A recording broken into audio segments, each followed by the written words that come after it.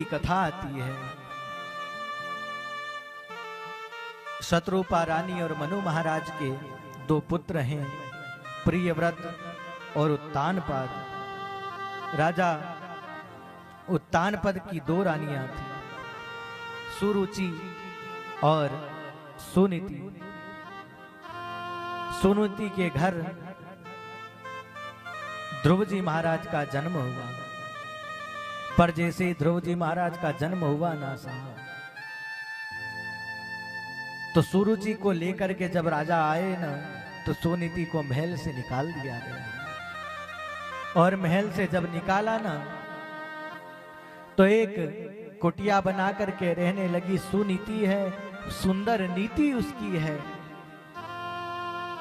तो ध्रुव जी महाराज को भगवान के भजन में लगाती, सत्संग में ले जाती और भगवान का भजन करवाती। एक दिन ध्रुव जी महाराज की इच्छा हो गई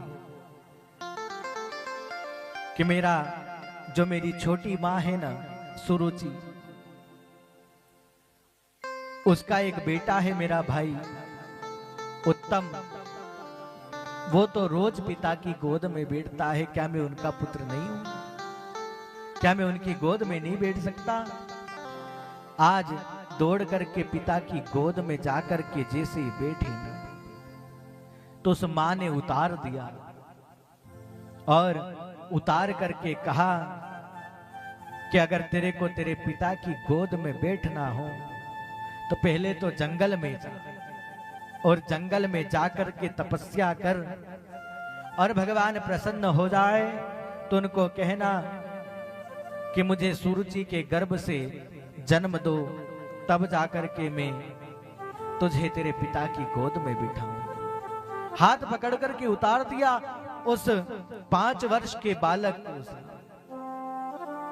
आज उसे इतना बड़ा आघात लगा, दौड़ता दौड़ता रोता हुआ मां के पास गया। बोले मां, अरे क्या मैं इतना अभागा हूं कि अपने पिता की गोद में भी नहीं बैठ सकता? आज मैं अपने पिता की गोद में जाकर के बैठा तो छोटी मां ने मुझे नीचे उतार दिया और कहा कि बेटा पहले जंगल में जा, और जंगल में जा करके और तपस्या कर, ने भगवान प्रसन्न हो जाए तो उनसे मेरी कोख मांगना, तब जा करके और तो तेरे पिता की गोद में बैठने का अधिकारी होगा। तो क्या मां मैं इतना भी अधिकारी नहीं हूं